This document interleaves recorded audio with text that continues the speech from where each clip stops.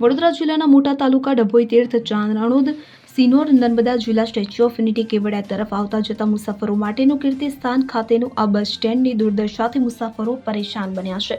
મુસાફરોને બસ સ્ટેન્ડમાં ખુલ્લા તાપમાન બેસવાનો વારો આવ્યો છે. યાત્રાધામ ચાણોદ ડભોઈ તરફથી મોટી સંખ્યામાં વડોદરા જિલ્લા વડુ મથક ઓફિસના કામકાજ માટે તેમજ વિદ્યાભ્યાસ માટે આ ઉપરાંત વેપાર ધંધા માટે સામાજિક તબીબી સેવા માટે મુસાફરો વડોદરા જતા આવતા હોય છે, જેથી કીર્તિસ્તંભ ખાતે આવેલા આ બસ સ્ટેન્ડ ખાતે મુસાફરોની વ્યાપક અવરજવર રહે છે. ડભોઈ પંથક સિનોર પંથક કેવડિયા તરફથી આવતા જતા મુસાફરોથી વડોદરા શહેરના ધંધા રોજગારને બળ મળે છે, આર્થિક ધંધા વ્યવહારને ઉત્તેજન મળે છે.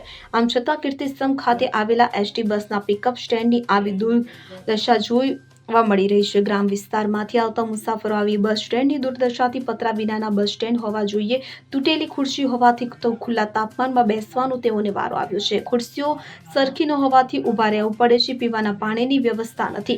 ગ્રામ્ય વિસ્તારમાંથી આવતા મુસાફરોથી શહેરના ધંધા રોજગાર અને ઉત્તેજન મળતું હોય કે તેમ છતાં આવી દુર્દશાથી મુસાફરોમાં તંત્ર સામે રોષ જોવા મળી રહ્યો છે. કેટલાક મુસાફરો જણાવે છે કે કોઈ અધિકારી નેતા આવે ત્યારે રાતોરાત વિકાસ થઈ જતો હોય, ત્યારે આ બસ સ્ટેન્ડની કાયાપલટ ક્યારે થશે? અને વધુમાં વડોદરા જિલ્લાના ડભોઈ ચાણોદ કરનારી કુબેર ભંડારી દર્શન માટે મોટી સંખ્યામાં શ્રદ્ધાળુઓ, પિતૃશ્રાદ્ધ માટે શ્રદ્ધાળુઓનો ઘસારો હોય ત્યારે બસ સ્ટેન્ડ પર યાત્રાધામ ચાણોદ ડભોઈ કરનાળી વગેરે ગામોના નિર્દેશ કરતા બોર્ડ પણ દેખાતા નથી, જે લગાવવા જરૂરી છે.